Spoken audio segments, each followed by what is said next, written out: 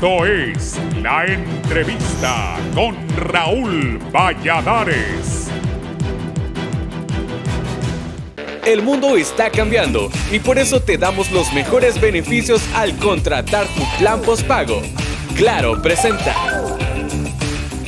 Pese al letargo de las últimas semanas de la pandemia del COVID-19 en el país, autoridades sanitarias y epidemiólogos demandan de la ciudadanía mantener las medidas de bioseguridad porque la enfermedad, lejos de detenerse, hoy su avance es desconocido ante la falta de soportes de laboratorio clínico. La cifra de contagios por el virus subió el martes a 55.877 casos desde el mes de marzo, mientras los fallecidos ya suman 1.703, según cifras oficiales del Sistema Nacional de Gestión de Riesgos SINAGER. Durante la jornada hubo 20 nuevos decesos y 398 nuevos casos, todos de distintas fechas, mientras Yoro, Olancho, El Paraíso, Francisco Morazán, Comayagua e Intibucá concentran los nuevos contagios de acuerdo al SINAGER. Expertos y epidemiólogos advierten que el país encara un eventual repunte de casos que podría darse la próxima semana, debido a la mayor movilidad que permite la reapertura gradual de la economía nacional. Sin embargo, las cifras oficiales palidecen ante la falta de reactivos, equipos de laboratorio, pruebas rápidas y PCR que reportan las autoridades, que anuncian que las evaluaciones médicas partirán de síntomas que muestren los pacientes. Asimismo, un creciente malestar priva en la primera línea de batalla contra el patógeno viral en los gremios de médicos, enfermeras auxiliares y profesionales, como en los microbiólogos, además del personal de Copeco por el pago de salarios atrasados, además de la muerte de decenas de afiliados a causa del COVID-19. Al respecto, la presidenta del Colegio Médico de Honduras, la neumóloga Suyapa Figueroa, lamentó que en 5 meses de confinamiento, que la capacidad de atención hospitalaria aún no ha sido atendida. La reapertura económica indudablemente va a producir un mayor número de contagios.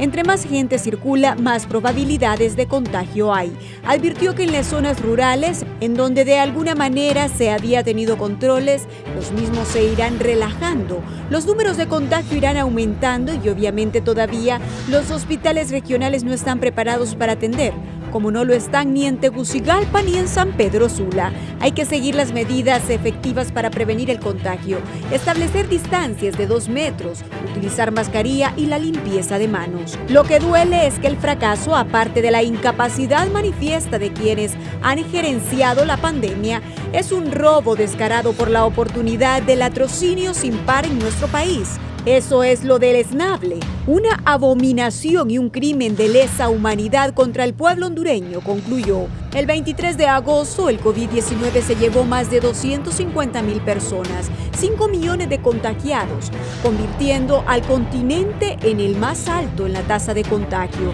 como Brasil, Perú y Colombia entre los más afectados y muy por debajo de Estados Unidos, referente mundial del impacto sanitario de la pandemia. Actualmente, el coronavirus rebrota con fuerza en la Unión Europea, Estados Unidos, Corea del Sur, India y China, haciendo tambalear procesos de reapertura y la vuelta a clases presenciales en países desarrollados y mejor preparados del planeta. El mundo está cambiando y por eso te damos los mejores beneficios al contratar tu plan postpago. Claro presentó.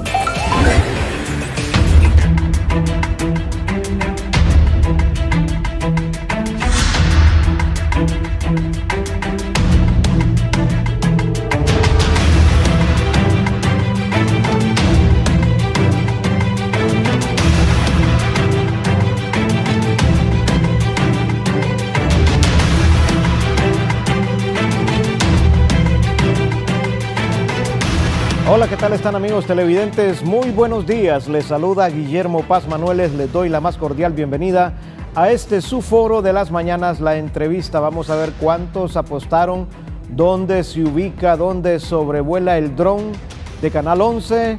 Bueno, los que dijeron que está sobrevolando la rotonda y la salida a Olancho acertaron. Ahí está el dron de Canal 11, vean ustedes esas imágenes. Estas panorámicas frescas de la ciudad capital, poco a poco con esas arterias vehiculares llenándose en cada instante, saliendo y entrando vehículos.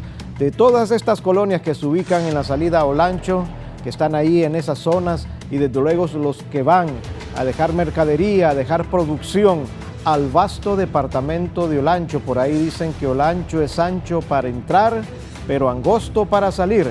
Y muy bien lo saben aquellas personas que son de ese bonito y próspero y productivo departamento de nuestro país. Muy bien, esas son las imágenes de nuestro dron, la mejor tecnología aquí en Canal 11 para que usted también mire la ciudad capital con estas panorámicas aéreas. Darle gracias a Dios porque nos tiene con vida esta mañana, pedirle también que nos proteja, que nos aparte de todo mal y peligro, a usted, a sus familias, desde luego, a todos los habitantes de esta ciudad capital, a todos los pobladores de Honduras, porque en estos momentos de crisis, de dificultad sanitaria, de situaciones tensas en el ámbito político, criminalidad, necesitamos sobre todas las cosas la protección de nuestro Señor Jesucristo. Así que con este agradecimiento vamos a darle paso al tema que tenemos preparado para esta mañana. Vamos a hablar si realmente podemos considerar que se está dando ya una merma, una reducción, un descenso en los casos de COVID-19 en Honduras. Tenemos expertas en el tema, vamos a abordar también otros temitas ahí agregados.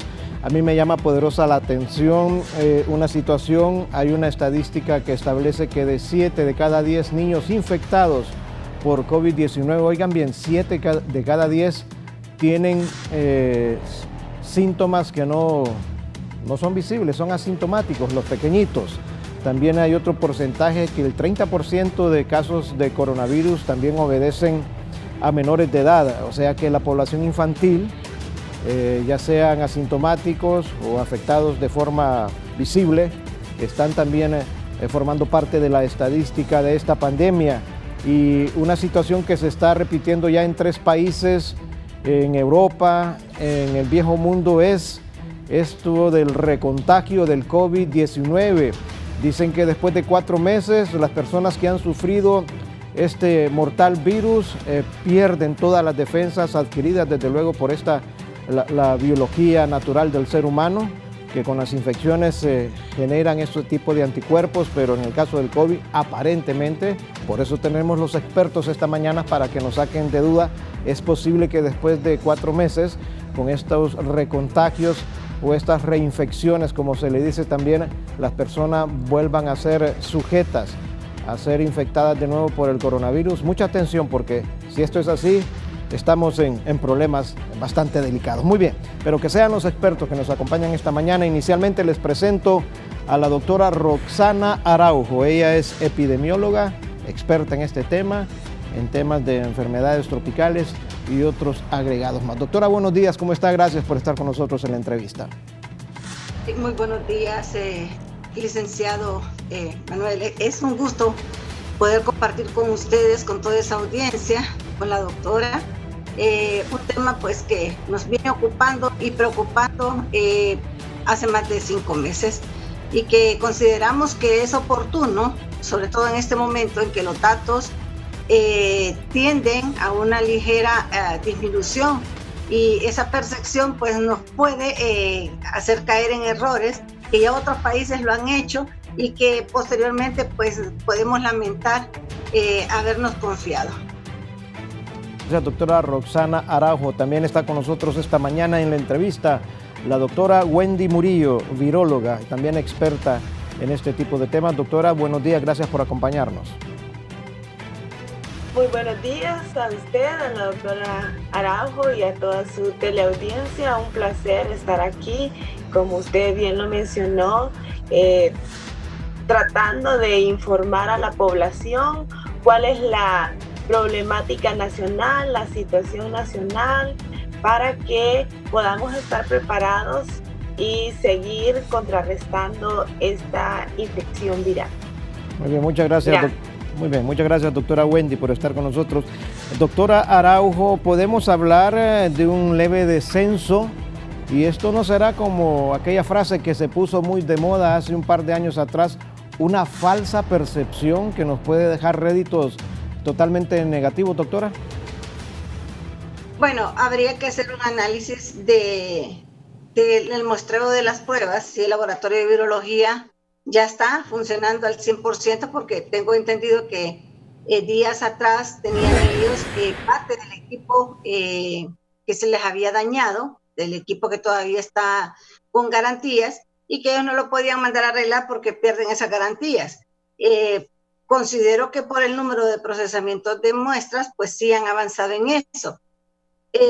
Mire, quiero aprovechar también para decirle de que a pesar de que no es la satisfacción total que se tiene con el tema del laboratorio, durante esta pandemia se avanzó bastante en el sentido de procesar una gran cantidad de muestras, ya que en el pasado generalmente en una epidemia de las de dengue que más conozco y el caso de H1N1, se procesaban alrededor de 5,000 muestras, máximo 20,000 muestras al año para PCR en tiempo real, porque esta prueba no es específica para estas enfermedades. Creo que el laboratorio hace una vigilancia de aproximadamente unas 10 o 15 enfermedades, si mal no recuerdo, que tienen que hacerse las pruebas de PCR. Y el haber llegado a hacer un muestreo de más de 100,000, eso significa un gran avance en el laboratorio de virología para la Secretaría de Salud. Sin embargo, siempre hemos dicho que como esta enfermedad vino con múltiples complicaciones, desde el hecho de que no sabíamos ni siquiera cómo iba a ser el comportamiento en cada país con la población. Al inicio hablábamos que un 80% iba a presentar una sintomatología muy parecida a un resfriado común, que las personas que podrían complicarse, pues que solo era el 20% y ese 20% en los adultos mayores. Sin embargo, nosotros vimos cosas diferentes, vimos que las personas menores de 50 años eran las que necesitaban de repente una hospitalización. Las personas menores de 50 años son las que han tenido un mayor porcentaje de fallecimientos. Entonces, como todavía se están descubriendo cosas acerca del virus y acerca de la enfermedad, no es una falsa percepción, sino que eso es el dato real que se procesa a través del laboratorio de virología. Lo otro que se une a esto son las salas de espera de los hospitales, sobre todo en las emergencias, que nosotros en semanas anteriores mirábamos la saturación o sobresaturación de estas salas. Y de hecho, en una entrevista que se le hizo al director de emergencia del Instituto Hondureño de Seguridad Social, él mencionaba que esa sala era para un cupo de 37 personas, sin embargo estaban teniendo 74, que es prácticamente el doble. Y ahora, con lo que se nos muestra a través de los medios, sí se mira una menor llegada de las personas o de la población a las emergencias. Pero unido a esto, también vino a abrir triajes grandes, complejos, donde la población ha tenido la seguridad de asistir, donde de alguna forma se le toma la prueba rápida o se le maneja según el protocolo que está establecido en la fase que llegue la persona. Entonces todo eso suma y estamos en este momento en que miramos desde el punto de vista estadístico esa disminución, pero eso no nos tiene que llevar a que bajemos la guardia en cuanto a las medidas de bioseguridad.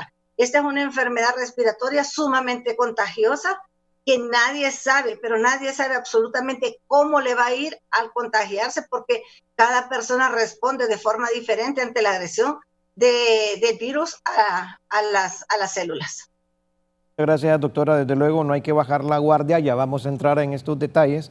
Pero ahorita abordando esto de la buena noticia, que por muy leve que sea el descenso, la reducción, bueno, puede ser positiva la situación. Yo me fijé el fin de semana y estuve viendo algunos noticieros de fin de semana. Digamos, el triaje que está ubicado aquí en la iglesia CCI, estaban reportando una baja sustancial. Las personas encargadas de atender este triaje establecían que generalmente estaban atendiendo entre 200 a 300 personas por fin de semana, y ese fin de semana apenas se habían registrado para el día domingo, tengo entendido, unas 30 personas ingresadas. O sea que fue bastante la reducción. Sabemos que también esta situación de las brigadas móviles que van casa por casa atendiendo los pacientes, viendo si hay síntomas en las personas, dando los protocolos de tratamiento necesarios, también está ayudando a reducir la incidencia o la presencia de personas en los triajes. Pero doctora Wendy Murillo, por muy leve que es el descenso, ¿podemos tomar como positiva la noticia?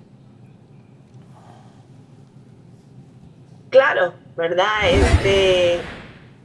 Eso es lo que todo el mundo está esperando, ¿verdad? Que el número de casos vaya en descenso. Eso pudiera ser muy positivo, pero como ya bien lo dijo la doctora Araujo, eso no significa que nosotros tenemos que bajar la guardia. La vigilancia epidemiológica debe continuar, ¿verdad? Para ver que realmente esa baja, aquí lo más importante en este dato que nosotros tenemos en este momento es que esa baja sea sostenida, ¿verdad? Si nosotros seguimos observando en esta semana y en las próximas semanas que vienen que esos datos se mantienen bajos o siguen a la baja, entonces esas van a ser muchas mejores noticias. Ahora, si eso no se da, ¿verdad? Entonces nosotros tenemos que reforzar las medidas de prevención y bioseguridad. Entonces, en este momento, eso es lo más importante, ¿verdad? Seguir con la vigilancia epidemiológica, tratar de que nuestro laboratorio de virología a nivel nacional continúe realizando las pruebas para que tengamos una mejor situación de lo que está pasando en el país a nivel nacional. Ahora, desde luego, imagínense ustedes, la noticia es positiva, como dicen nuestras invitadas, pero ¿de qué va a depender seguir avanzando en esta etapa de la apertura inteligente?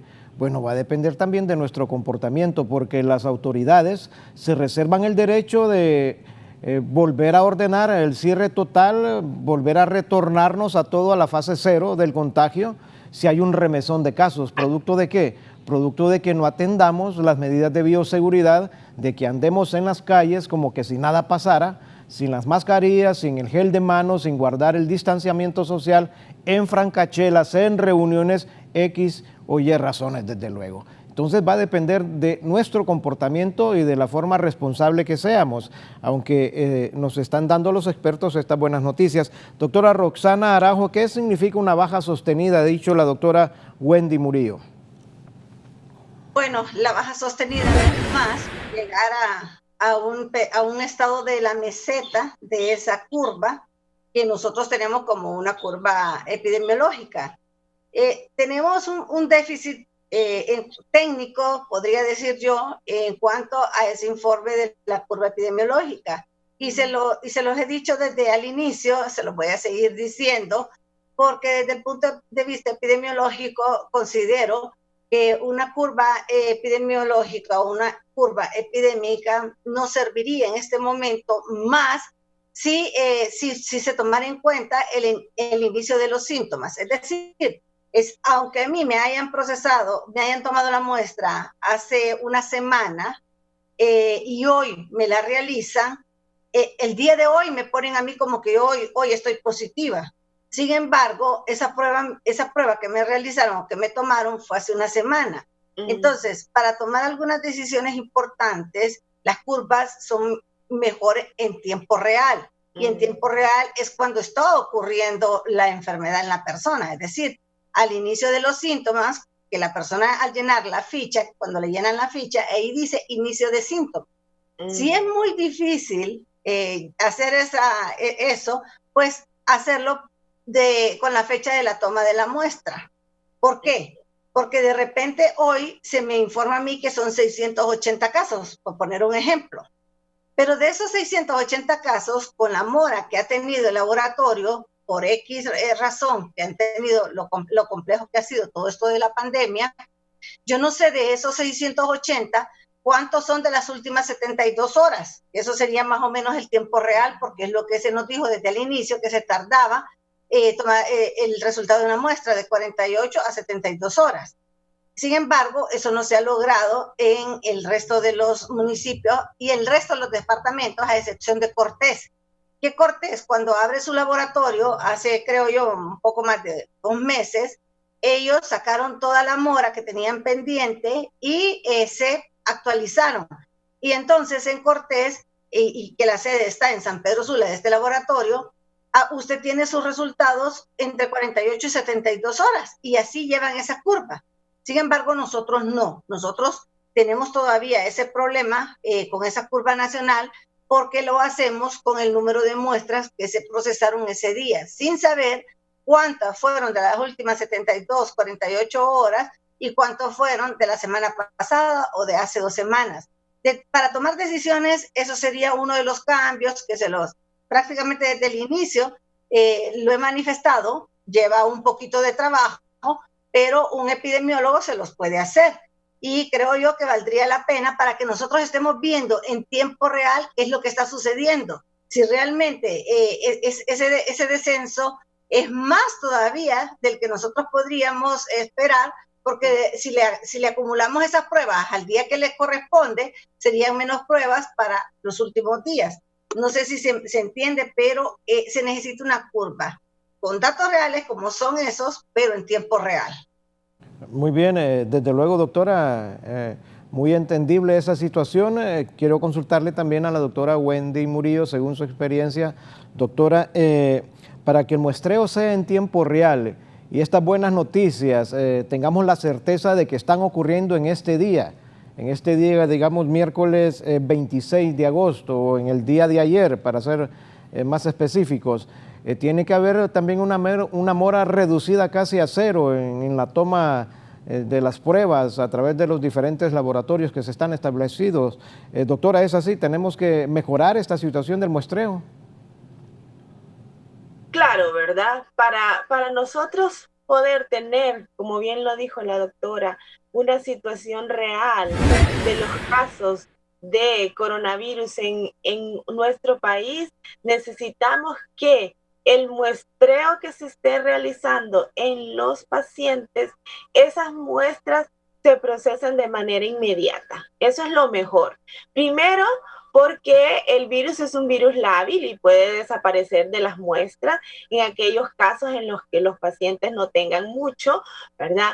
Y la otra situación es que no pueden estar almacenadas tanto tiempo. Entonces, necesitamos muestrar a la población y de la manera más pronta posible realizar las pruebas y que esos resultados, como bien lo dijo la doctora, lleguen en tiempo real, ¿verdad? Para que los análisis epidemiológicos puedan ser más precisos a la hora de realizar los análisis. Yo quiero, no sé si más adelante lo vamos a conversar, pero quiero decir que concuerdo con lo que ha expresado la doctora Roxana Araujo. El laboratorio de virología ha hecho un gran trabajo, considerando que el laboratorio tenía capacidades mínimas, ¿verdad? No estaba el laboratorio preparado para la avalancha de trabajo que ha sido trabajar con esta pandemia. Entonces creo que ellos, en las medidas de sus limitaciones, han hecho un gran trabajo. Nosotros creo que sí, ¿verdad? Somos un poquito exigentes y decimos, sí, necesitamos más pruebas. ¿Qué le pasa al laboratorio de virología? Pero déjenme decirles que ellos han hecho un gran trabajo, ¿verdad? Que si bien es cierto, han tenido muchas dificultades con respecto a equipo, a adquisición de insumos, pero eso ha sido a nivel mundial, ¿verdad? La adquisición de insumos, el que otros laboratorios no hayan podido, de otras instituciones nacionales, hayan podido adquirir también equipos y reactivos, ha sido difícil, ¿verdad? Déjenme expresarles que eso, yo he conversado con colegas a nivel internacional y ellos me dicen lo mismo, ¿verdad? Que la adquisición de reactivos ha sido grande. Y bueno, el laboratorio de virología ha trabajado como una maquila, ¿verdad? Tratando de producir resultados y eso ha tenido un efecto, ¿verdad? Las máquinas se han dañado y estos equipos son realmente delicados. Hace unos cuantos meses yo les dije que necesitábamos un mayor número de equipos para que pudiéramos tener resultados más precisos a tiempo, pero realmente ha sido difícil, ¿verdad? Yo no les tengo que recordar aquí todas las situaciones que ha enfrentado el laboratorio, pero en la medida de sus posibilidades, ellos han tratado de dar respuesta. Y yo creo que las autoridades de la Secretaría de Salud, ¿verdad? Las más altas autoridades deben de tratar de comprender, por ejemplo, el caso que tenemos ahorita, la suspensión de actividades en el laboratorio de biología molecular y virología de Cortés.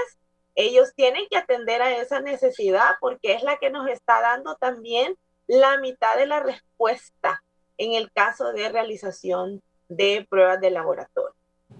Muy bien, muchas gracias, doctora Murillo. Doctora Araujo, ¿debe ser la autoridad consecuente al 100% con las demandas, exigencias de este personal de la salud que elabora, digamos, en el caso del Laboratorio de Virología del Departamento de Cortés? Como dijo la doctora Murillo, el día de ayer hubo manifestaciones, hubo protestas de parte de ellos exigiendo pago en sus salarios y también, desde luego, el tema de los insumos que está ahí pendiente. Sí, definitivamente que todas estas interrogantes que hoy estamos analizando tienen una base y el inicio de todo esto. Cuando se anuncia una epidemia o una pandemia y que se da este anuncio a los países miembros de la Organización Mundial de la Salud, es para que los países se preparen ante la eventualidad de que si llega o no llega. Recuerdo muy bien hace un par de años cuando la amenaza del ébola era latente y que en Estados Unidos se empezaban a dar los primeros casos. El ébola es una enfermedad altamente mortal, sumamente contagiosa. Cualquier secreción de la persona pues puede transmitir esta enfermedad y es altamente mortal. ¿Qué pasa cuando se hace esa preparación? Como ya se está definido cuántas fases tiene las epidemias y las pandemias, entonces la primera fase es la de preparación, es decir, formar el equipo conductor que va a llevar todo este manejo de darse las epidemias o las pandemias. Entonces esa primera fase es la de programar. Es decir, si nosotros tenemos tantos hospitales, pero que sabemos que los hospitales más grandes de las ciudades con mayor cantidad de población son los que pasan saturados, ¿cómo vamos a apoyar a esos hospitales con una demanda de qué sé yo, el 20% adicional de lo que ya tienen ellos en sus emergencias o en salas de hospitalizaciones específicas? Esa primera fase era la que tenía que contemplar qué cantidad más o menos de recurso era el que se iba a utilizar. Esa primera fase tenía que decirnos si el Laboratorio Nacional de Virología, que es un laboratorio de referencia nacional, cuando uno dice de referencia, no es de emergencia. Y cuando ese laboratorio se iba a convertir en un laboratorio de emergencia para trabajar las 24 horas. Y cómo el personal de ese laboratorio, que no es mucho, que es poco, iba a ser fortalecido con personal adicional. También se tenía que contemplar todo lo del equipo de bioseguridad. Ya teníamos la experiencia de China, que ya se visualizaba, ya mirábamos lo que pasaba en España, en Italia, y qué eran las necesidades que se podían tener. Nos enfocamos tanto a un aparato que al final de cuentas todavía está en un tema de discusión si realmente es tan importante o no, como son los respiradores artificiales, si tenemos capacidades para tantos respiradores artificiales, porque tienen que estar conectados también a unas conexiones especiales que no están en todas partes, pero no nos enfocamos tanto a cómo aumentar el cupo de los hospitales. Y de ahí vino el tema que nos tiene en controversia con los famosos hospitales móviles. Cuando se solicitan los hospitales móviles es porque van a estar más rápido que quizá la remodelación de un hospital como el año pasado, que se abrieron los centros de triaje para dengue en varios municipios con la coordinación de los gobiernos municipales, porque a través del Poder Ejecutivo se les hicieron transferencias, se habilitaron salas especiales como en Leonardo Martínez, como también ahora, y el fortalecimiento del Catarino y de los hospitales del Distrito Central. Entonces, esa primera fase nos va a quedar de experiencia, con una experiencia dolorosa, porque si la primera fase no está bien diseñada, no está de acorde a las necesidades del país y a las deficiencias del país, entonces el resto de las fases es como que va a ir fracasando. Y eso es lo que nos ha tenido a nosotros tambaleándonos, porque esas recomendaciones de repente no fueron las indicadas. Bien, muy clara la doctora Roxana Araujo. Doctora Wendy Murillo, ¿considera usted que no nos preparamos a tiempo en Honduras en esta primera fase, como ha dicho la doctora Araujo, aunque ya habían recomendaciones por parte de los organismos de salud a nivel mundial, que los estados, que los países deberían de comenzar ya a echar a andar programas, protocolos para ir preparándose? ¿Será que en Honduras no nos preparamos a tiempo y por eso tenemos la situación actual planteada de esta manera, doctora? Lamentablemente creo que sí, ¿verdad? Un poco de organización y previsión de lo que iba a suceder. Pero también recordemos que es una situación mundial, ¿verdad? Y que tal vez las acciones que se quisieron o se pudieron haber tomado fueron un poco difíciles de poder llevar a cabo, porque nosotros teníamos necesidades. Tenía necesidades El Salvador, Guatemala, Estados Unidos, Canadá, Europa. Entonces, ha sido compleja la situación, ¿verdad? Pero sí creo que faltó un poco de más organización y previsión para que nosotros pudiéramos atender de una mejor manera esta pandemia. Otra cosa que debemos mencionar es que nadie estaba preparado para enfrentarlo, ¿verdad? Y nosotros hemos venido aprendiendo, así como los resultados y las pruebas de PCR en tiempo real.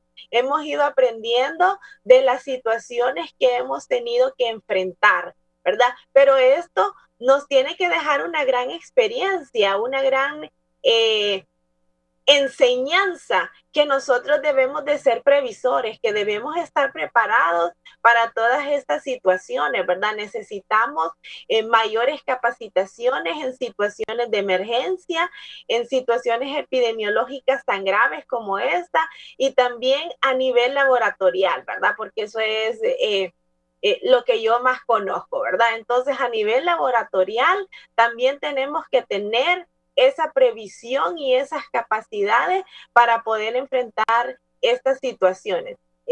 Yo considero que otra cosa que no nos ha favorecido es un poco la división que se ha tenido a nivel de las autoridades, ¿verdad? Yo creo que esto no debe suceder. En estos momentos es cuando más unidos debemos estar para enfrentar este tipo de situaciones que no es fácil, ¿verdad? Y también la situación de conformar equipos multidisciplinarios que puedan recomendar cuáles son las mejores acciones, ¿verdad? Un ejemplo que tenemos nosotros es el caso de Cortés y San Pedro Sula, ¿verdad? En donde está instalado allá el viceministro, en el cual nosotros tenemos buenas referencias de todas las acciones que se han tomado allá. Entonces, ¿qué ha pasado en este lado, en Tegucigalpa, verdad? ¿Por qué no hemos tomado esas acciones tan buenas que se han realizado en San Pedro Sula, en Cortés? Entonces, yo siempre digo, nosotros podemos imitar, pero debemos imitar las cosas buenas, ¿verdad? Entonces, este es un momento en el que nosotros debíamos haber imitado las acciones que estaba tomando también San Pedro Sula para poder tratar de contrarrestar o tomar las mejores acciones para el resto del país. Gracias, doctora. Desde luego, esta pandemia, este virus, el coronavirus, el nuevo coronavirus, fue una novedad en el mundo entero. Si ha causado problemas en naciones con desarrollos de décadas, de siempre en medicina, en aspectos laboratoriales, si ha generado crisis en estas democracias, en estos países, ¿cómo no nos iba a generar crisis a nosotros? Somos países en vías de desarrollo, era un virus nuevo, cada día había algo nuevo que conocerlo, si se hacían planes hoy, ya esos planes mañana no eran efectivos, y esto lo han venido planteando ustedes, los expertos, durante todo este tiempo de crisis en el país. Nos ha tocado, doctora Roxana Araujo, ir un poquito aprendiendo por error y ensayo, como dicen otros más coloquialmente. Los golpes hacen chichotes y ya nos ha quedado una experiencia que dolorosa, pero nos va a servir para futuras generaciones o casos similares en un futuro próximo. Dios así nos lo quiera, desde luego, doctora Araujo. Sí, licenciado, definitivamente que esta no es la última epidemia ni pandemia que va a sufrir el mundo. De repente, pues, ni sabemos qué es lo que hay con la circulación de tantos virus. Hay cientos y cientos de virus, sobre todo de la familia coronavirus, que nos dan esas sorpresas cada cierto tiempo. Ya lo del SARS, lo del MERS, ya nos han dado esas sorpresas. Y como le digo, sí nos va a quedar de experiencia, una experiencia dolorosa, porque cuando se hacen esos planes de contingencia, lo que se trata es minimizar la morbilidad. Esto no es más que minimizar la enfermedad, el número de personas que se van a enfermar y sobre todo evitar la mortalidad, evitar los fallecimientos. Y hemos llegado a un límite bastante, no es un límite, sino que a un número alto de fallecidos y sobre todo del sector salud. Es decir, no solo mis colegas, el personal de enfermería, los técnicos de las diferentes áreas, o sea, todo ese personal que está en esa primera línea, que lo lloramos y lloramos a cada compatriota que fallece porque no considerábamos que aunque se mantenga esa tasa de mortalidad entre ese 2.5% y 3%, el fallecimiento de una persona querida, de un amigo, de un familiar, de un conocido, no deja de doler. Y esto es lo que nos ha enseñado esto.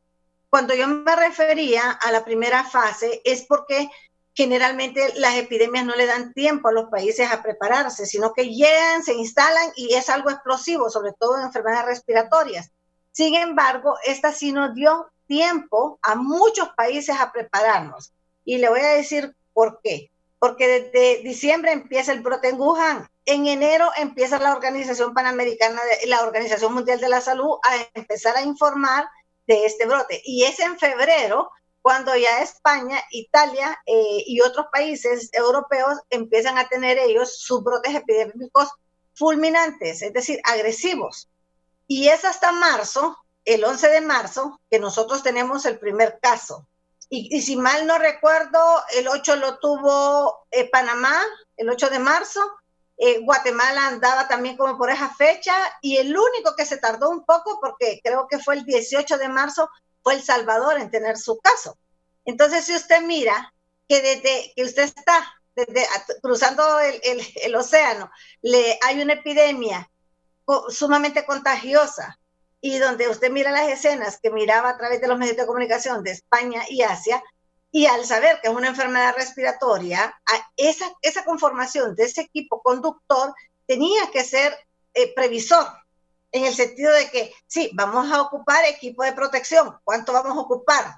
Tengamos equipo de protección en este momento, que no se han aumentado los costos, en este momento que los países disponen, que no han cerrado las fronteras, y tengamos cosas así. Eso es la preparación de esa primera fase. Y yo recuerdo perfectamente que en febrero inició esa preparación por parte de la Secretaría de Salud y que tenía toda la venia, pero toda la venia del señor presidente de que no se escatimaran esfuerzos en la adquisición de insumos para la preparación de la probable llegada del COVID-19 al país. Sí, doctora, fue rápido realmente la llegada del virus. Yo recuerdo todavía que en el mes de febrero yo me fui de vacaciones a Puerto Cortés, allá estuve con la familia, y todavía estábamos allá de vacaciones y ya mirábamos los casos que se estaban dando en China. Y mucha gente conjeturaba, bueno, pero es allá, decía, en el mes de febrero todavía. Y como dice la doctora Araujo, ya en marzo teníamos nosotros el primer caso, fue rápido desde luego, y no dudamos que las autoridades, no creo que haya un gobierno que le apueste a que se le mueran cientos y cientos de miles de ciudadanos por no poner en práctica un plan, la contingencia necesaria, preparar su sistema de salud. No creo que haya un gobierno, un estado con ese tipo de pensamiento. Lo que pasa es que esta situación de las pandemias y los nuevos coronavirus y estas nuevas situaciones realmente van cambiando día a día y la estrategia debe ser también bastante agresiva. Doctora Wendy Murillo, hablando en términos laboratoriales, ¿cómo estamos en el país en este momento y de qué maneras ubica a Honduras en el contorno regional en hacerle frente en este muestreo al nuevo COVID-19? Bueno, seguimos teniendo una crisis a nivel laboratorial en estos momentos, ¿verdad? Recuerde que hace unos cuantos días se nos informaron que se echaron a perder 250,000 pruebas de PCR, lo cual es lamentable para un país como nosotros, en los cuales nuestra capacidad de realizar pruebas no ha pasado las 2,000. ¿verdad? Entonces, nosotros sabemos que en nuestros países vecinos se hacen 3,000, ¿verdad? Más de 3,000, 4,000 pruebas diarias. Nosotros nunca hemos podido llegar a esas capacidades, ¿verdad? De realizar toda esa cantidad de pruebas. Ya lo mencionamos, el laboratorio de virología ha tratado, ¿verdad? Pero lamentablemente no se ha podido. Como les mencioné también, la cantidad de equipo que había en el país era bien limitado, ¿verdad? Entonces, eso también ha limitado la cantidad de pruebas que se han podido realizar. El personal, esta tecnología de realizar pruebas de PCR en tiempo real, no todos los microbiólogos la manejan fácilmente, ¿verdad? Si bien es cierto, a ellos se les enseña los principios fundamentales de las pruebas y también a realizar más que todo los PCRs convencionales. Esto necesita también de un entrenamiento, ¿verdad? Los reactivos, siempre lo he dicho también, eso, nada de lo que se utiliza para realizar pruebas moleculares las encontramos aquí en el país. Todo viene del extranjero, ¿verdad? Desde los materiales para la toma de la muestra, ¿verdad? Los hisopos, los medios de cultivo en los cuales se coloca el hisopo, los reactivos para poder hacer la extracción del material genético, para luego posteriormente realizar el PCR. Entonces, nada, ni los equipos, ni los reactivos los encontramos aquí. Entonces, claro que hemos tenido una respuesta limitada con respecto al laboratorio, ¿verdad? Pero también entonces se ha necesitado de tomar otras acciones, por ejemplo, hacer vigilancia epidemiológica con pruebas serológicas. Hemos tenido nosotros que poder realizar una mayor cantidad de este tipo de pruebas, que también ha sido limitado, que no son las mejores, pero también nos pueden dar una idea de cómo está la situación a nivel nacional. Déjenme decirles que yo hice mis estudios de posgrado en el Instituto Karolinska en Estocolmo, Suecia, y casualmente en esta semana estuve conversando con el que fue mi supervisor y él me decía que ellos hacen 8,000 pruebas de PCR diarias, ¿verdad? Y les hago la comparación porque Suecia tiene más o menos la misma cantidad poblacional que Honduras, ¿verdad? Y ellos antes de entrar al verano, entonces hicieron una campaña para que la gente se pudiera realizar estas pruebas serológicas y realizaron 300,000 pruebas a la población. Esto era todo aquel que quisiera ir a realizarse una prueba, a ver si creía que hubo. Recuerde que ellos nunca estuvieron en una cuarentena estricta, ¿verdad? La población siempre siguió trabajando. Si es cierto, se cerraron los colegios y las universidades, pero las escuelas, ¿verdad? La escuela primaria, ellos siguieron, los niños siguieron yendo a las escuelas y cierta población siguió trabajando. Entonces, toda una condición muy diferente el punto al que yo quiero llegar es que necesitamos entonces realizar nosotros esas mismas acciones que realizan otros países, ¿verdad? Para poder tener una mejor panorámica de lo que está sucediendo. Y como también ya se ha mencionado, para que esa proyección o esas situaciones que se presenten en el país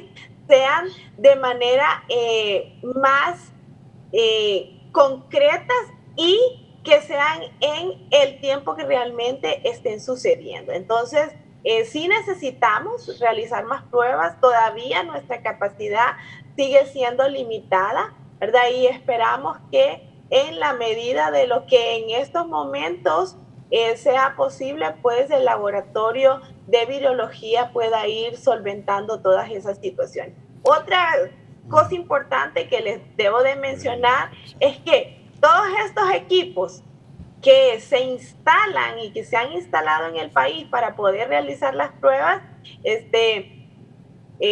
son pocos los técnicos de las compañías que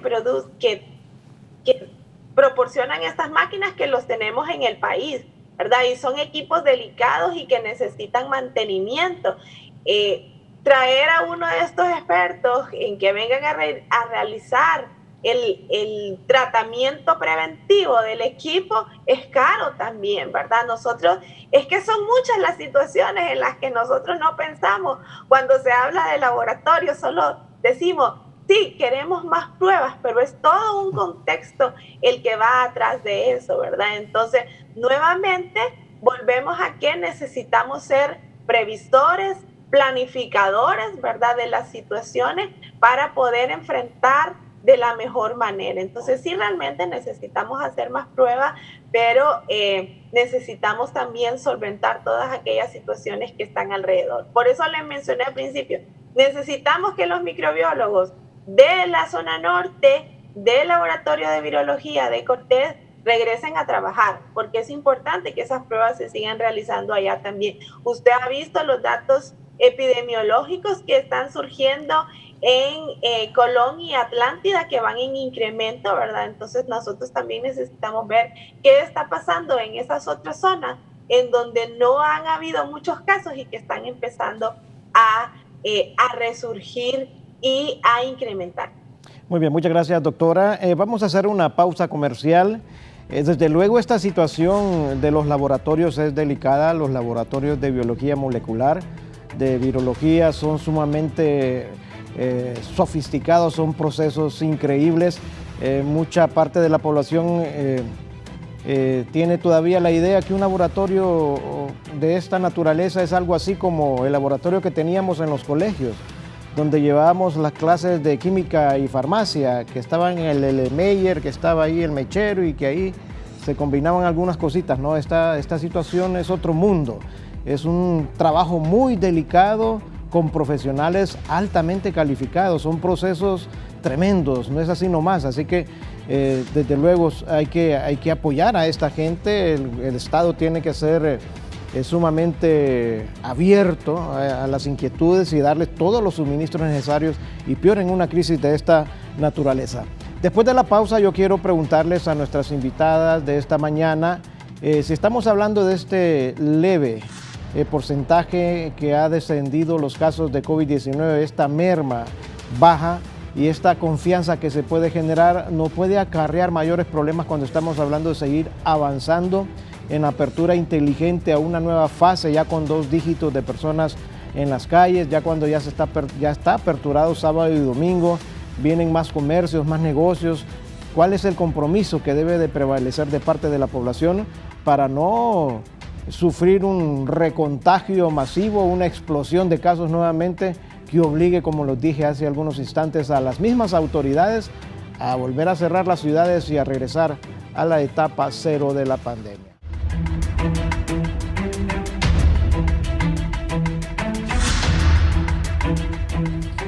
Gracias, amigos televidentes, por continuar con nosotros en la entrevista, platicando esta mañana con la doctora Roxana Araujo y Wendy Murillo sobre esta leve reducción en los casos de COVID-19 que se está presentando. Doctora Araujo, cuando nos estamos preparando para seguir avanzando en la apertura inteligente, esta confianza que puede generar noticias como esta que estamos dando, que desde luego es importante, que es positivo, puede generar confianza en la población y descuidar un poco las medidas de bioseguridad. Agregado a ello también las noticias internacionales que ya corren de que varios países están a punto, que algunos incluso ya lograron la vacuna contra el COVID-19, pero que están en el proceso de masificarla y que podría ser en los próximos meses. ¿Podría generar más confianza esto y permitir que la población se relaje y que no acate a cabalidad las medidas de bioseguridad? Sí, definitivamente ese es uno de los problemas que podríamos presentar, que tuviéramos tanta confianza en que ese descenso nos va a dar la seguridad de que ya no nos vamos a seguir contagiando. Al inicio se hablaba de un promedio de 8 personas que se podían contagiar por cada una de los contagiados.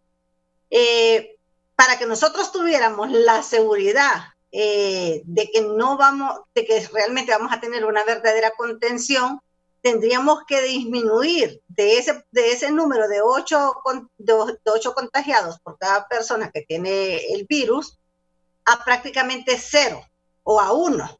Es decir, si yo en este momento estoy contagiada, tengo el virus y solo soy capaz de transmitírselo a una persona, eso se llama OR, que dentro de los términos estadísticos, matemáticos, es un margen de seguridad y que usan muchos países, sobre todo como Alemania, para tener la seguridad de que las personas han disminuido el número de contactos de los contagiados. Eso lo miramos muy distante en nuestro país. Entonces, en el foro no nos vamos a cansar de decir este día que no nos debemos relajar. ¿Qué es lo que ha pasado en las últimas 3 o 4 semanas y lo que nosotros hemos observado en el Distrito Central? Que antes de que se diera ya esa salida a través de 2 dígitos, la población ya había salido. Es decir, ya estaba saliendo en una cantidad mayor a la que estaba estipulada diariamente a través del último dígito de la tarjeta de identidad. La población ya había salido, ya ha salido, pero el comercio seguía cerrado. Ahora que estamos avanzando posiblemente a esa otra siguiente fase de abrir el comercio, es cuando mayor cuidado debemos de tener con las medidas de bioseguridad. Nosotros esa mascarilla no es de lujo que la andamos, y le digo de lujo porque hay personas que se la ponen en la barbilla, se la ponen colgado como que fuera un arito en la oreja, o sea, tienen tanta forma, hemos visto haciendo filas a personas que se la guardan en la bolsa de los pantalones y hasta que ya van a entrar al establecimiento se la colocan. Eso no es así. Están arriesgando no solo la vida de ellos, sino de las personas cercanas también. Y eso es un grave problema, porque la conciencia social, la conciencia individual es de cada uno de nosotros como población. Si nosotros pensamos que porque tenemos esa leve disminución de los casos, es que ya estamos aplanando la curva, estamos muy equivocados, porque ese aplanamiento de la curva no se visualiza tan pronto. Entonces, las medidas de bioseguridad, como las menciona la doctora, deben de persistir. No sé si vamos a finalizar el año con esas medidas de bioseguridad, probablemente sí, porque ya finalizamos prácticamente agosto y todavía tenemos una gran cantidad de personas que aunque se haya disminuido, pero están contagiadas. La recuperación es muy lenta, la recuperación va de 20 días, inclusive hasta un mes, por eso es que miren ustedes ¿Cuál es la diferencia entre esos 55,000 casos, 55,800 casos que se han confirmado versus los recuperados? Entonces, ¿qué significa? Que el resto de esas personas que aún no entran dentro de ese proceso de recuperación, probablemente son personas que todavía están positivas con uno de los antígenos, como es la IgM, y pueden ser contagiosos. Entonces tenemos que tener mucho cuidado con las medidas de bioseguridad. Ya eso ya es una acción muy particular de cada uno de nosotros. Muy bien, muchas gracias. Doctora Wendy, ¿es posible la reinfección y que las personas durante los próximos 4 meses de haber sido contagiadas y superada la pandemia, el virus, puedan volver a perder esos anticuerpos y estar expuestas de nuevo a una reinfección o, como dicen otros, a un recontagio? Sí, esa es una muy interesante pregunta a la cual ya se han dado ciertas respuestas a nivel de científica, ¿verdad? Ya se han comprobado que hay personas que pueden reinfectarse, que después de 4 meses su capacidad inmunológica ha disminuido y tiene que volver a resurgir esa respuesta inmunológica para contrarrestar la infección, y en ese proceso entonces las personas se pueden volver a presentar manifestaciones clínicas. Entonces, ¿qué es lo que sucede con una infección con este coronavirus? Van a suceder, es un espectro bastante amplio. Van a haber personas en las que muy fácilmente van a desarrollar respuestas inmunológicas que controlen la infección, y entonces ahí tenemos las personas asintomáticas, ¿verdad? Que no tienen síntomas. Luego va a haber otro grupo de personas que va a desarrollar una respuesta inmunológica leve o moderada, entonces estas personas van a tener síntomas. Hay otro grupo de personas que no desarrollan respuestas inmunológicas que producen anticuerpos, ¿verdad? Probablemente estas sean las que lleven a la mayor gravedad. Las respuestas inmunológicas también son bastante variadas, ¿verdad? No solo tenemos respuesta de anticuerpos, también tenemos respuestas celulares, se llaman, ¿verdad? En este caso, las mejores respuestas que se han visto en el caso de los pacientes infectados con coronavirus son los linfocitos T, ¿verdad? Entonces, es una variedad también, como vemos, no es tampoco la respuesta inmunológica, no es un tema tampoco sencillo de entender en el caso de la situación de los coronavirus, ¿verdad? Y también extrapolando la información que se tiene de los otros coronavirus, entonces se ha observado, por ejemplo, de los coronavirus que causan resfriados comunes, es que ellos también pueden reinfectar a las personas, ¿verdad? Entonces, uno también tiende a extrapolar esta información de los otros miembros de la familia de los coronavirus y los aplica a este nuevo coronavirus. Y entonces, como les digo, ya hemos observado clínicamente que hay personas que se reinfectan después de los 4 meses. Entonces, eso es todavía un punto más para que la población no se confíe de que, sí, a mí ya me dio coronavirus, entonces ya no me va a volver a dar. No, ¿verdad? Tenemos que seguir con las medidas de bioseguridad. Yo tengo un lema, licenciado. Yo digo que la bioseguridad debe ser un estilo de vida en nosotros. Ahora tenemos que hacer de la bioseguridad una moda. Así como usamos anteojos o aritos o diferentes prendas, la mascarilla debe ser un accesorio más en toda la población, ¿verdad? Mientras nosotros no lleguemos a esa meseta, mientras no lleguemos a ese descenso en el número de casos, nosotros tenemos que seguir teniendo el distanciamiento social, el lavado de manos, la higiene respiratoria y el uso de mascarillas debe ser parte de nuestra vida. Así es, doctora, comparto 100%, ya le voy a preguntar también los mismos criterios o que nos argumente lo mismo que usted nos ha dicho, la doctora Araujo, pero el año pasado todavía, para no irnos tan ahí en el tiempo, todavía el año pasado, si usted en su centro de trabajo, algún compañero llegaba con una mascarilla porque él se sentía con gripe, ya los demás lo quedaban viendo, ¿y este qué le pasa? ¿Este está loco? Sí. ¿Qué? Mira, anda con mascarilla ahí, ese es que le gusta que la gente se dé cuenta que anda enfermo, es exagerado, qué barbaridad. Censurábamos a la gente que se ponía una mascarilla todavía el año pasado. Tiene que surgir, como usted dice, doctor, una nueva cultura sanitaria en nuestro país y en el mundo entero. Ya el mundo es otro mundo, es un mundo diferente al que conocimos nosotros. Ahora tenemos que aprender a vivir en estas nuevas etapas. Yo incluso con este tema de la reinfección, yo escuché a dos amigos la vez pasada, muy optimistas ellos, estábamos en un grupo ahí como de 3, 4 personas, yo andaba con mi mascarilla, como siempre, pero ellos decían, no, nosotros no nos preocupemos, vos, a nosotros ya nos pegó, nosotros ya tenemos anticuerpos, ya a nosotros no nos vuelve a dar ese mortal virus, jactándose, ¿verdad? Y usted nos dice que el recontagio, que la reinfección es 100% posible. Así que, doctora Araujo, también me gustaría escuchar criterios suyos sobre estos particulares.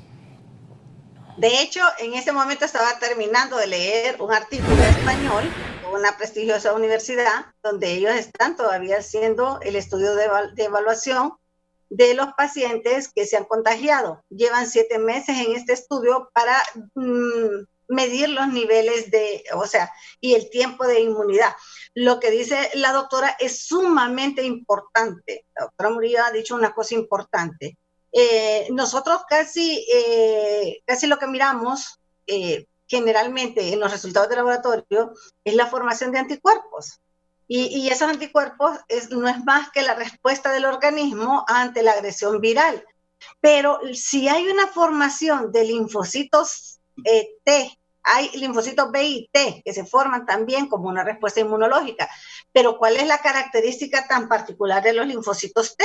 Que son linfocitos de memoria. Es decir, que ante una siguiente exposición del virus, el sistema inmunológico tiene en los linfocitos T la memoria de lo que es el virus y lo puede atacar de forma temprana y defender el organismo de la agresión viral. Esa es una gran ventaja. Casi no medimos, son muy pocos de los muchos exámenes que he visto y que he leído, son muy pocos los que reportan ese dato de los linfocitos T. Entonces, no estar tan confiados de esa inmunidad natural que nos dio el contagio eventual que tuvimos, porque no sabemos exactamente qué cantidad de anticuerpos se produjeron y en qué tiempo todavía siguen esos anticuerpos. El promedio se habla de 3 a 4 meses de los estudios que se han hecho, pero muy probablemente si nosotros no sabemos o no llevamos cuenta de cuándo fue que nos contagiamos o contamos mal, probablemente ya estemos expuestos y no confiarnos. Es decir, el hecho de que sí hayamos sido infectados y en ese primer mes post-infección, uno diría, bueno, ¿para qué voy a usar la mascarilla si recién me acabo de infectar y todavía puedo tener algo de inmunidad? Pero es peor estarle explicando a la gente, ¿por qué no usa mascarilla? ¿Por qué usted no da el ejemplo? Por eso mismo, para no confiar a la población, para que la población que todavía no se ha contagiado, que todavía no ha tenido ese contacto con el virus, se proteja. Por mientras, en algún momento del otro año, llegue la famosa vacuna tan esperada, si es que llega a venir a nuestro país. Entonces, tenemos que seguir con esas medidas de bioseguridad. El cambio de cultura, el cambio de hábitos saludables debe de permanecer. En 1993-94, durante la epidemia del cólera, que también dejó muchas personas fallecidas, hubo como un cambio de mentalidad con el lavado de manos y fue exitoso y todo el mundo sabía cómo lavarse las manos con el jabón y todo el mundo lo hacía y era una cosa que duró aproximadamente unos 5, creo que un poco más de tiempo. Pero después, sin estarle recordando a la población a través de los medios de comunicación del lavado de manos, volvimos a perder esa cultura de lavado de las manos. Y este lavado de las manos no solo nos protege para los coronavirus, nos protege de muchos procesos infecciosos, sobre todo gastrointestinales. Muy bien, muchas gracias, doctora Roxana Araujo. Quiero consultarle a la doctora Murillo. Doctora Wendy Murillo, también hay una estadística que a mí me ha llamado poderosamente la atención, que de 10 casos de niños infectados, 7 son asintomáticos y que el 30% de los casos positivos de COVID-19 en el país, el 30% también son menores de edad. ¿Qué está pasando con los niños? ¿No los estamos protegiendo adecuadamente en nuestras casas? Consideramos que porque son menores y nos han dicho que los niños su inmunidad está al 100 y no hay virus que los ataque. ¿Será por eso que están siendo objeto también los pequeños, doctora? Sí, ¿verdad? Esa puede ser una situación, el que ya las personas se estén relajando y estén descuidando a los niños, ¿verdad? Desde los inicios de la epidemia se ha observado que los niños son los menos afectados, que en ellos no es que nos infecten, sí se pueden infectar, pero las manifestaciones clínicas en ellos no se dan como en la población adulta. Entonces, como usted muy bien lo dice, la mayoría de ellos se mantienen asintomáticos. Los pocos que pueden tener síntomas, además tienen síntomas un poco atípicos también, ¿verdad? Entonces, se ha visto que en ellos la sintomatología es un poquito más variada, no solo síntomas respiratorios, sino otras clases de manifestaciones.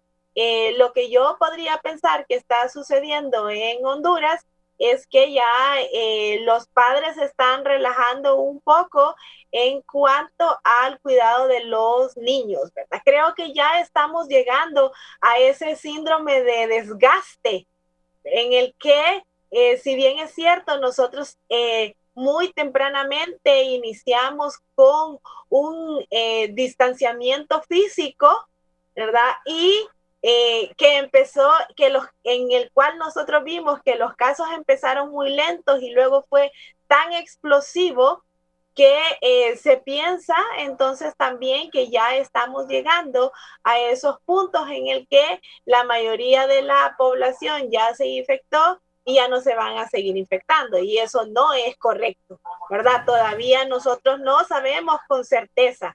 Como usted bien lo tiene ahí, estamos en un posible descenso, estamos empezando a observar esas situaciones que todavía no son mantenidas. Entonces necesitamos seguir con la vigilancia epidemiológica y entonces los niños también deben de seguirse cuidando, deben de seguir teniendo esas medidas preventorias para no infectarse ellos también. Gracias, doctora. Algunos han de decir ahorita, miren a Paz Manueles recomendando, y él no anda nada, ahí está sin mascarilla, pero no. Vean ustedes, aquí tengo mi gel en base de alcohol, aquí lo tengo abajo y me lo estoy poniendo a cada rato. Aquí tengo unas toallitas húmedas que también tienen un porcentaje de alcohol, también para sanitizarme. Aquí ando con mi mascarilla, que esta es la mascarilla más suave. La quirúrgica, esta me la pongo aquí en el estudio porque es más rápido de ponérsela y quitársela. Pero también me pongo, ya cuando ando en mis labores de calle, me pongo mi mascarilla K99, me pongo la N95 y también mis anteojos, mis gafas, y aquí ando, para no ser exagerado, ando un frasquito con sanitizante en base de alcohol, con una combinación ahí muy buena y muy efectiva. Así que estamos preparados y así lo tiene que hacer toda la población, porque el coronavirus no anda especulando con nadie. Ya vimos niños, ya vimos jóvenes, vimos adultos, ciudadanos de diferentes estratos de la sociedad, políticos, estamos viendo personas ancianas, en fin, él no tiene una víctima en específico, ataca por general a todos, así que todos tenemos que cuidarnos. Doctora Roxana Araujo, ¿a qué vacuna le apuesta usted? Dicen que la rusa ya está lista, que la china va a ser la más barata porque va a ser gratuita, que el Reino Unido también está avanzando, que Estados Unidos por ahí con sus laboratorios, y hay un mar de conjeturas que se hacen en torno a qué vacuna va a ser la más adecuada. Bueno, es una pregunta interesante. Creo que son más o menos unos 21 países, si mal no recuerdo, que van adelantados en el proceso de las vacunas, unos más que otros.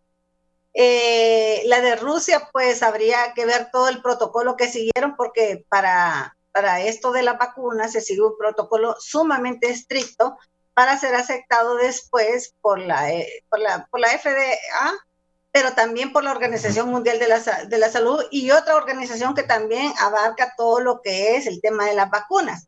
Es decir, no se pueden saltar un protocolo para llegar a la fase final, porque ya eso ya es algo legal que deben de cumplir. La que más he mencionado, pues esa es la famosa vacuna de Oxford, de la universidad, que está sumamente avanzada. Ya iniciaron la segunda fase, la segunda fase B, si mal no recuerdo, con 50,000 voluntarios, de los cuales la mayor cantidad son de Estados Unidos. Creo que le dejaron 5,000 a Brasil, y no sé si 10,000 a 2 o 3 países de Europa. Esperemos que estas vacunas, cualquiera que salga al mercado con las garantías que se necesitan, pues que será bienvenida, la primera que sea.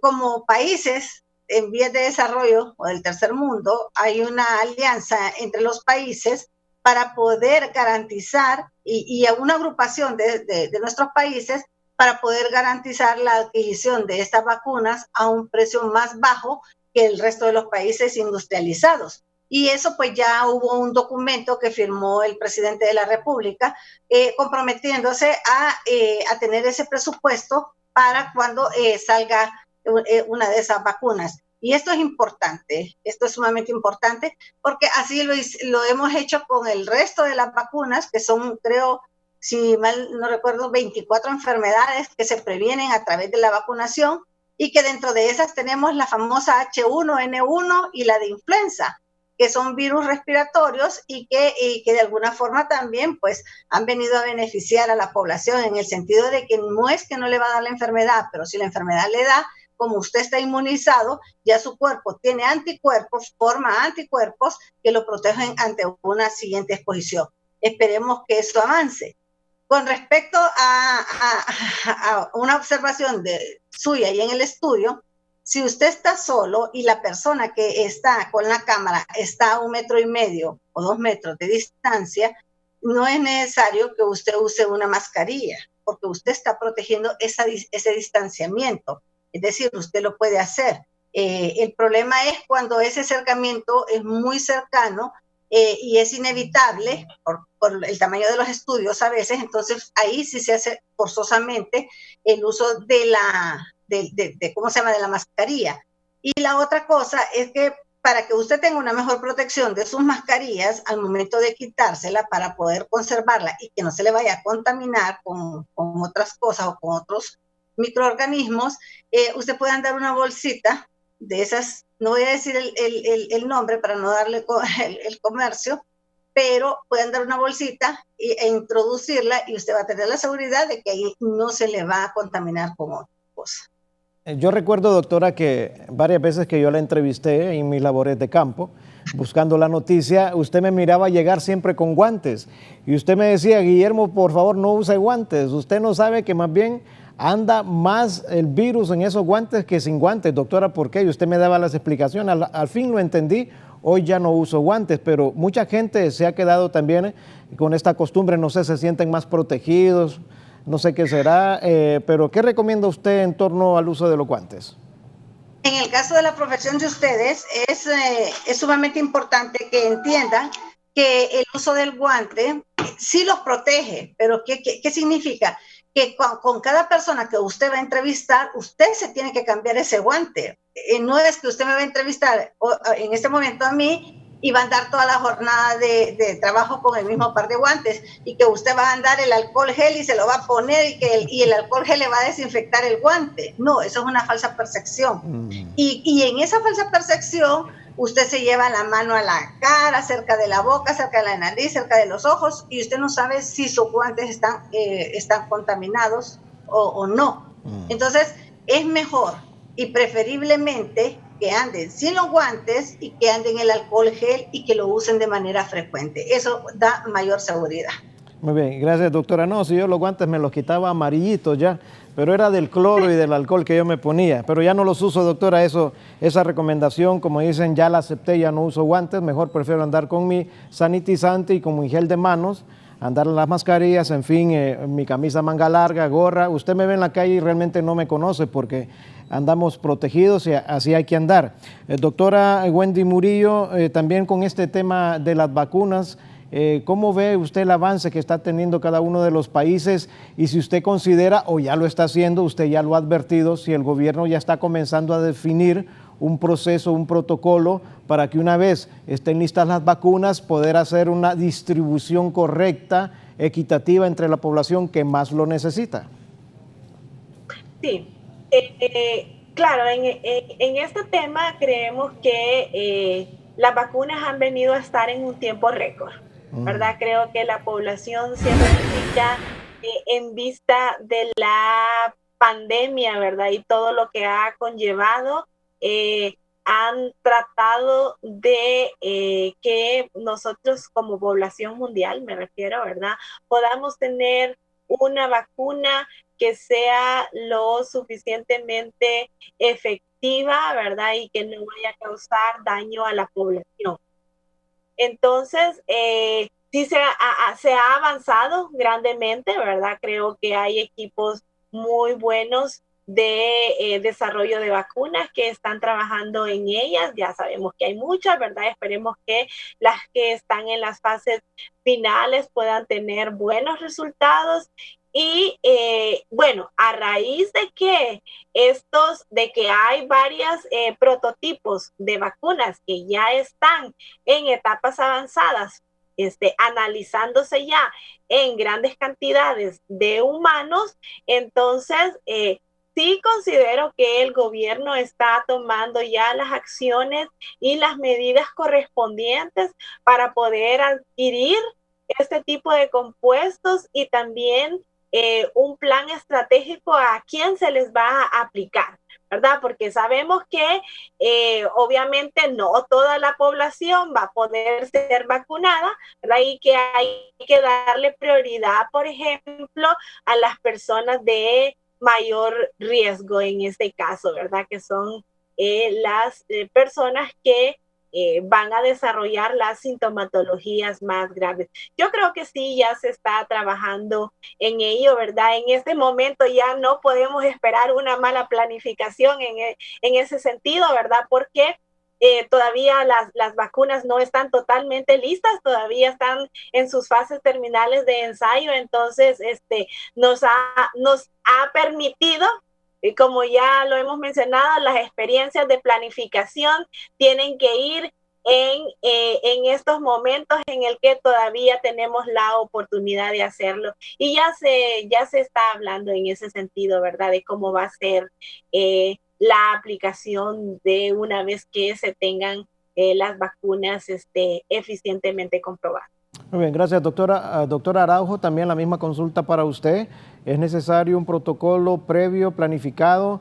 Estamos siendo un poco optimistas, desde luego, como dice la doctora Murillo, falta la etapa final en varias vacunas, hacen falta hacer muestreos masivos para ver la efectividad de las mismas, pero nosotros en este nivel de preparación, la recomendación de establecer, doctor Araujo, un protocolo y qué tipo de población es la primera población que debe recibir una vacuna. Mire, la Secretaría de Salud cuenta con el programa ampliado de inmunización. Este programa ha sido sumamente exitoso durante prácticamente un poco más de décadas, con coberturas sumamente altas en cuanto a la vacunación de las más de 20 vacunas que se aplican anualmente. Considero que el protocolo va a ser muy bien diseñado. La doctora Ida Berenice Molina, es una persona sumamente comprometida con este tema.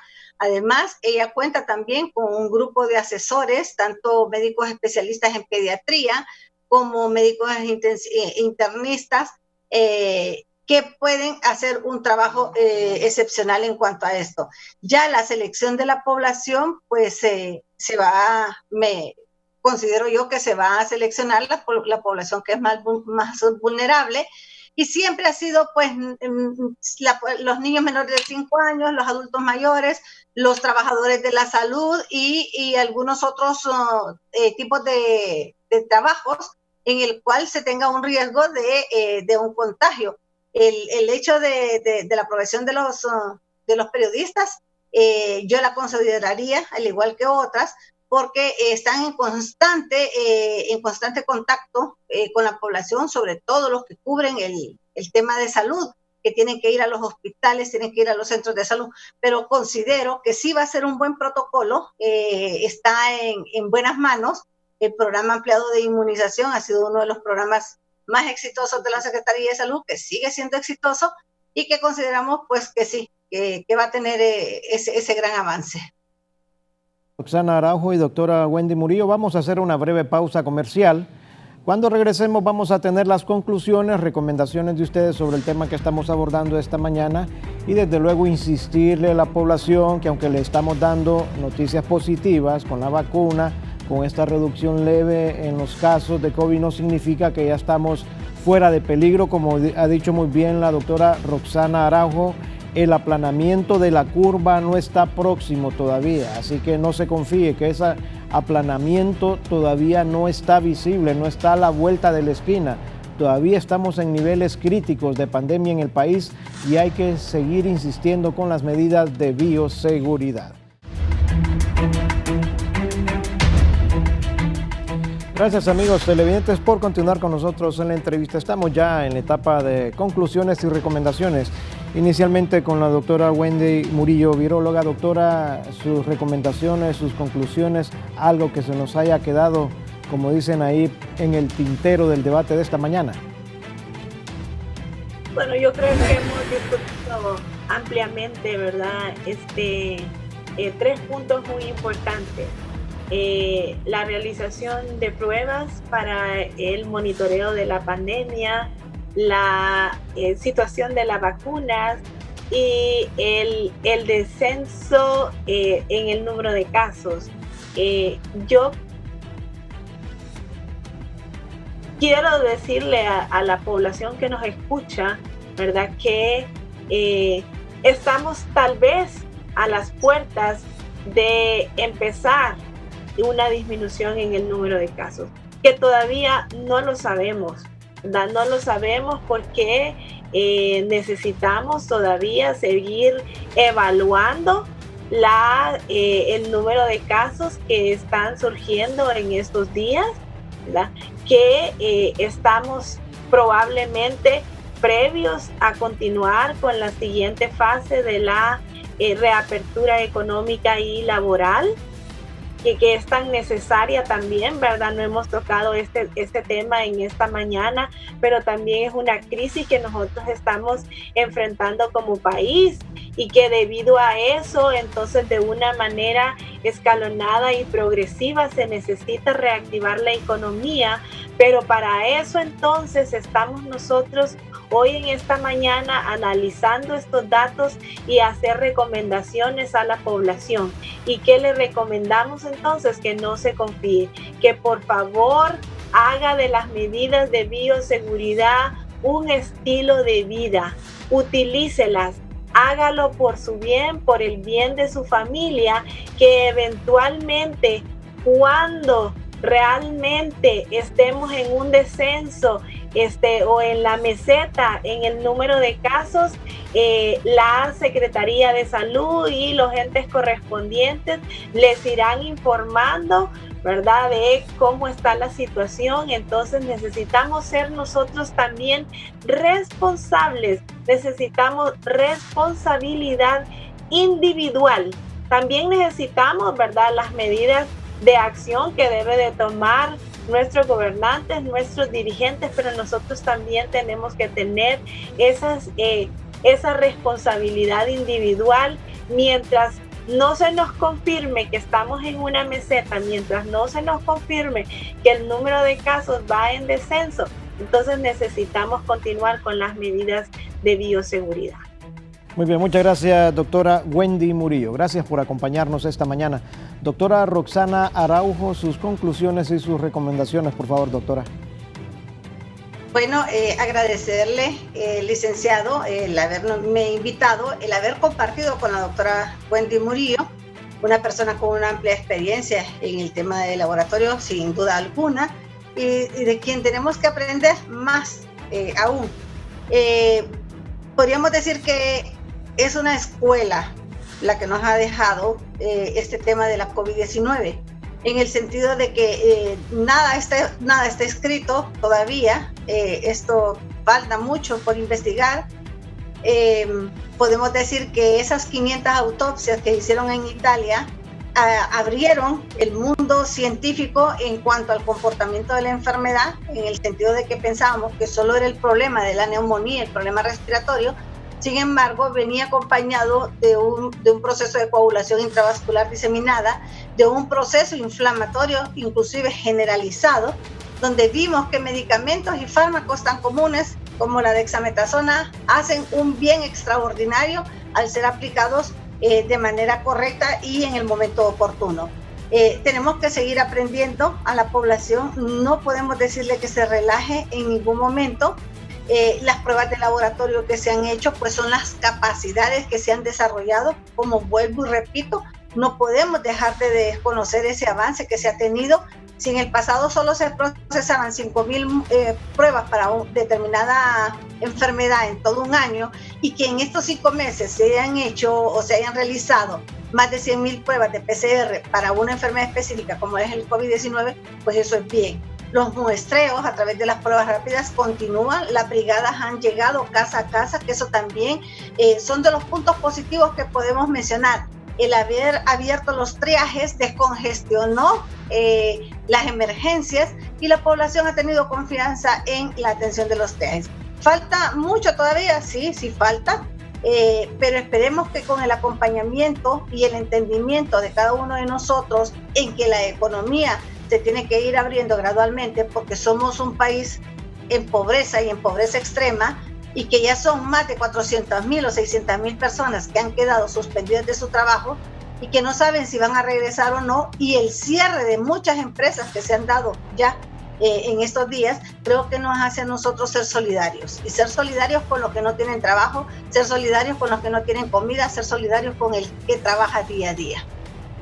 Muy bien, muchas gracias, doctora Roxana Araujo. Gracias por estar con nosotros, también a la doctora Wendy Murillo. Hay una buena noticia, vamos a hacer un contacto hasta San Pedro Sula con nuestra compañera Shirley Martínez.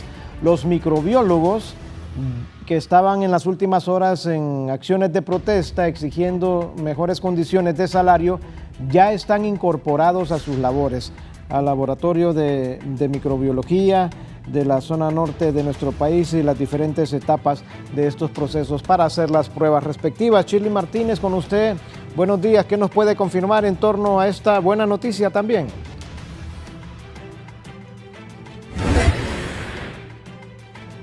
Buenos días, compañero. En el foro de la entrevista, efectivamente, y justamente también me acompaña uno de los representantes de microbiólogos de la zona norte del país. Ya empiezan a procesar las pruebas para detección de COVID-19 al hacérseles efectivo pues los sueldos que les adeudaban. Pero vamos a conocer más detalles conversando con el doctor Cristian Flores. Buenos días. Ya ustedes empezaron, ya se les acreditó, ¿y qué problemas más están presentando en esta zona? Buenos días. Muy buenos días, sí. Bueno, a partir de la última asamblea informativa y la última reunión que tuvimos con la ministra de Salud, la licenciada Alba Consuelo, nos hizo una oferta, ¿verdad? Un compromiso de que el día de ayer por la tarde se nos iba a cancelar nuestros meses adeudados, y había una oferta también de agilizar el proceso de la contratación, ¿verdad? Los microbiólogos que aún no habían firmado su contrato. Pero por otra parte, aunque ustedes ya han empezado a procesar, están los digitalizadores que también se les adeudan varios meses de sueldo, y esto también les traería problemáticas. Sí, la verdad, muchos problemas. La verdad que los digitadores son pieza clave, ¿verdad?, en el diagnóstico de COVID, porque son los encargados de tabular, digitalizar toda la información de las fichas epidemiológicas que posteriormente son enviadas a SINAGER. Cristian, ayer fueron ustedes y posteriormente en los días que consiguen, pues los microbiólogos de Tegucigalpa les han informado que podrían irse a paro porque a ellos se les adeudan más meses. En efecto, sí, hemos tenido contacto con los representantes de Tegucigalpa y aseguran que si no tienen alguna respuesta de pago la siguiente semana, también ellos se van a paro. Ustedes también se están comprometiendo este día a realizar las pruebas que se atrasaron el día de ayer y hoy. Claro, hoy vamos a trabajar doble, vamos a hacer un sobreesfuerzo para llevar a cabo todas esas pruebas.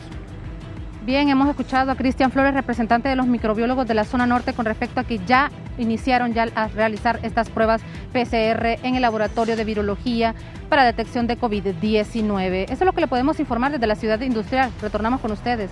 Buenos días. Muy bien, buenos días y muchas gracias a usted, compañera Shirley Martínez. Ya lo escucharon ustedes, los microbiólogos en la costa norte de nuestro país, particularmente en el departamento de Cortés, ya están incorporados a sus labores. Ojalá esto, lo último que ha dicho el doctor, que también los microbiólogos aquí en Tegucigalpa podrían realizar una situación similar de protesta, porque también ellos están exigiendo aquí en la capital que se les cumplan con sus salarios. No dudamos que ya en las próximas horas habrá una respuesta de parte de las autoridades, porque los microbiólogos y los laboratorios donde ellos están haciendo estas pruebas son parte fundamental para un diagnóstico real y preciso del movimiento y el avance del COVID-19 en nuestro país. Agradecemos que hayan estado con nosotros. Esperamos que estén bien este día. Dios los guarde. Con permiso.